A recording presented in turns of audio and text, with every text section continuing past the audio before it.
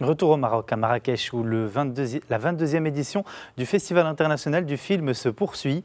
L'actrice américaine Jodie Foster a reçu samedi un vibrant hommage. Elle vient récemment de tourner Une vie privée de la réalisatrice Rebecca Zlotowski, que notre envoyé spécial Ilham Brada a rencontré. Je vous propose d'écouter l'entretien. La 22e édition du Festival international du film de Marrakech se poursuit ici dans la ville ocre et on peut dire que cette 22e édition a été marquée par ce samedi où le Maroc a rendu hommage à la comédienne Jodie Foster qui est venue avec son dernier film Vie privée réalisé par Rebecca Zlotowski. Rebecca Zlotowski qui est avec nous et qu'on remercie beaucoup d'avoir trouvé le temps pour ces quelques instants pour Média TV. Merci beaucoup d'avoir accepté notre invitation. Merci. Alors, vous êtes là depuis, on va dire, quelques jours, 3-4 jours. Ouais. Comment vous avez vécu ces moments intenses ? Quel plaisir. D'abord, ce qui est beau avec ce festival exceptionnel, c'est qu'on les vit dans l'émotion aussi. Là, par exemple, d'une sortie qui était, pour moi qui suis hors compétition, je n'en suis plus à mon premier, à mon deuxième film, hélas. Et donc, le film est déjà sorti il y a quelques jours. Et donc, on est arrivé porté par ce plaisir de voir que le film était déjà en salle. Et cet hommage dans cette ville qui m'est si chère, dans ce pays qui m'est si cher, qui est le pays dans lequel ma mère est née. Et donc, j'ai à chaque fois une émotion très particulière à Marrakech, une émotion très particulière au Maroc, et là particulièrement d'apporter ce film avec Jodie Foster, j'ai senti aussi la rencontre entre Jodie Foster et le Maroc. Elle avait très envie de venir, elle fait partie des rares voyages qu'elle a fait et elle a, je pense, adoré.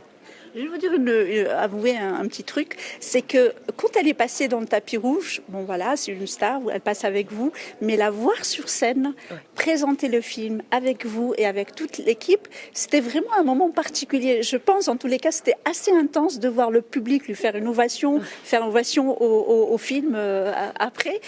Ces instants sont particuliers dans la carrière d'une cinéaste. Pour moi, oui. Si vous me posez la question, je pense. Et après, il y a aussi une chose avec.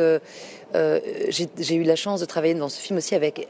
Il y a un casting de stars françaises, Virginie Efira, Daniel Auteuil, Mathieu Amalric. Et puis j'avais déjà eu la chance de travailler avec une actrice américaine de légende, c'était Nathalie Portman. Donc je vois que chez les très grandes actrices, il y a une chose dont on est certain, c'est qu'elles savent abolir la distance. Et en fait, il y a ce truc que nous on ressent qui est complètement asymétrique. Nous, on en sait tellement plus sur elles qu'elles n'en savent sur nous. On a l'impression de les connaître, qu'elles font partie de nos vies. Et en fait, arrive un moment où c'est pour leur survie. Et puis surtout, ce sont des actrices qui ont tenu aussi longtemps dans cette carrière pour ça. Elles savent faire en sorte que tout devienne simple au moment où on est face à elles. Et je pense que c'est vraiment, on a travaillé comme ça avec Jodie Foster du début à la fin de ce tournage. Alors moi j'ai envie de vous poser une question. Donc Vie privée, si c'est vrai qu'il est sorti en salle mondiale, mais au Maroc c'est pas facile d'avoir tous les films, films français. On va dire, on parle de films français qui sortent. Est-ce que vous pensez qu'il y a quelque chose à faire pour que les films français soient encore mieux distribués, qu'ils soient avec des acteurs connus, non, voilà. Mais l'essentiel c'est qu'on voit ces films français. Parce que justement, on a quelque chose qui nous lie à ce cinéma français. Est-ce qu'il y a quelque chose à faire pour qu'il y ait une meilleure distribution ? Moi, j'ai l'impression que ce type d'endroits dans lesquels il y a des caisses de résonance, des rencontres, des dialogues, je vois les ateliers de l'Atlas à Marrakech, pour moi, est l'une des entreprises les plus brillantes, prometteuses et enthousiasmantes, en tous les cas, pour la cinéaste que je suis et la cinéphile que je suis. D'abord parce que on va découvrir tout un tas de projets qui sont des projets africains et des projets marocains qui vont exister et de plus en plus. Donc ça, c'est ce type d'initiative qui permet en fait de créer des amitiés entre programmateurs, producteurs, distributeurs et tout ça, c'est une. Après, je suis pas une spécialiste du système de distribution au Maroc. Je sens juste que les endroits, c'est vrai, où j'ai montré mes films, c'était la Cinémathèque à Tanger ou à Marrakech, et ce sont des endroits précieux pour lesquels je suis prête à me battre pour qu'ils continuent d'exister. Alors, une toute dernière question, Rebecca Zlotowski. Vous l'avez dit, votre maman est née au Maroc. Oui. Cette part en vous, elle est bien là.